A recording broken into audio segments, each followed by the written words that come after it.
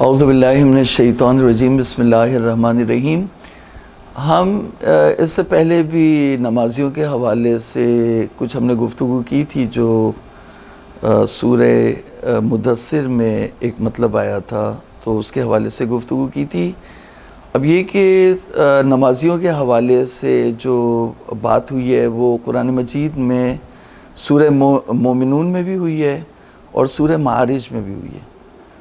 تو سورہ معارج میں ایک بہت ہی منفرد انداز سے نمازیوں کی صفات کو بیان کیا گیا۔ اچھا، یہ اتنی اہمیت رکھتی ہے، امپورٹنس رکھتی ہے کہ ہم لوگ نماز پڑھ رہے ہوتے ہیں تو اور کبھی بھی اس بات کی کوشش نہیں کرتے کہ ہماری نمازیں جو ہے وہ حقیقی نمازی، یعنی ایک شخص جو ہے وہ جب زوال کا وقت ہوا اور اس نے معصوم کو توجہ دلائی کہ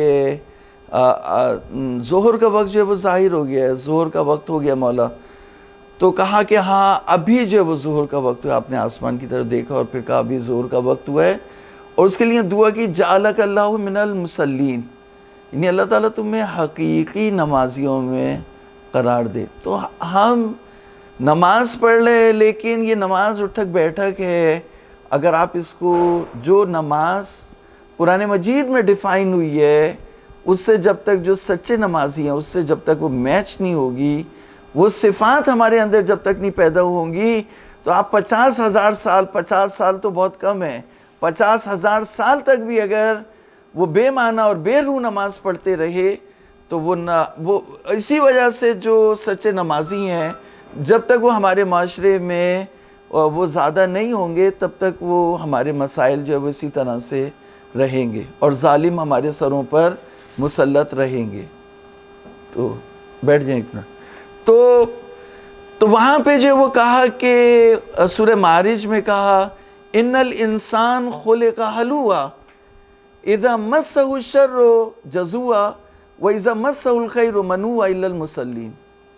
پہلا مطلب یہ کہا کہ انسان کی خلقت میں، اس کی کریشن میں اللہ تعالیٰ نے ایک امبیلنس رکھا ہے، لالچ ہے کہ جب کوئی نیکی اس تک پہنچتی ہے تو یہ اس کو محدود کر لیتا ہے، صرف اپنے تک شیئر نہیں کرتا دوسروں سے، اور جب کوئی پریشانی اس کے اوپر پڑتی ہے، پریشانیاں، مصیبتیں اس کے اوپر پڑتی ہیں تو داد و فریاد شروع کر دیتا ہے اور ہمت ہار جاتا ہے۔ تو یہ جو جزع اور فضع کرتا ہے کہ ان الانسان خلق ہلوعا اذا مسہ الشر جزوعا واذا مسہ الخیر منوعا، اس امبیلنس کو جو چیز بیلنس کرتی ہے وہ نمازی، الا المصلین، نمازی ہیں، الذین هم علی صلاتہم دائمون۔ یہاں پہ سورہ معارج میں 8 صفات بیان کی ہیں نمازیوں کی، اس میں پہلی صفت یہ ہے کہ وہ دائم الصلاۃ ہوتے۔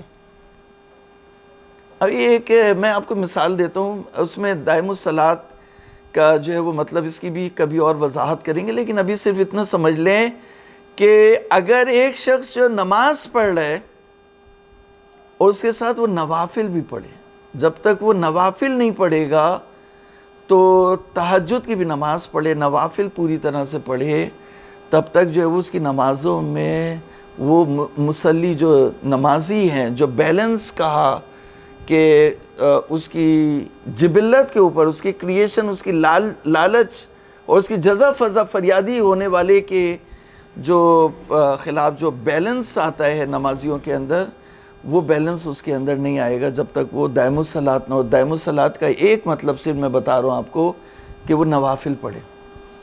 وہ میں مثال دیتا ہوں آپ کو، آپ ایک بہترین گاڑی لے کر کے آئے، بہترین سے بہترین گاڑی لے کر کے آئے، قیمتی سے قیمتی گاڑی لے کر کے آئے، لیکن اگر اس کے اوپر کور نہیں لے کر کے آئے اس کے لیے، تو کوئی بھی اس پہ جو ہے وہ اسکریچ لگا دے گا، اس کی قیمت جو ہے وہ 1 لاکھ 2 لاکھ روپے کم ہو جائے گی ایک اسکریچ سے۔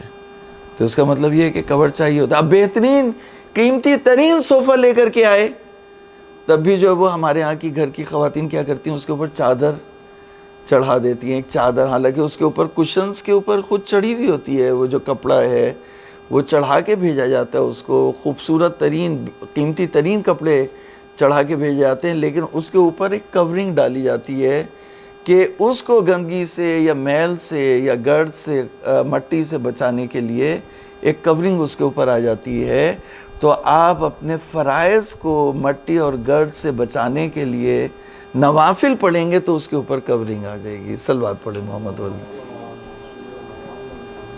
الذین هم علی صلاتہم دائمون۔ دوسری صفت نمازیوں کی یہ ہے کہ نمازی والذین فی اموالہم حق معلوم للسائل والمحروم۔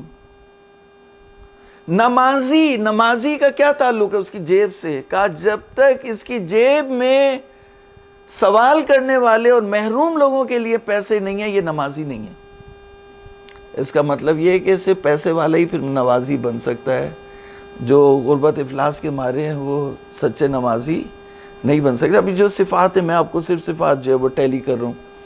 معصوم نے اس کی تفسیر میں بیان کیا کہ اس سے مراد زکوٰۃ دینا نہیں ہے، خمس دینا نہیں ہے۔ کہا اگر کوئی زکوٰۃ نہیں دیتا تو اس کی نماز ہی قبول نہیں ہے۔ اگر کوئی واجبات ادا نہیں کرتا، خمس ادا نہیں کرتا تو اس کی نماز ہی قبول نہیں ہے۔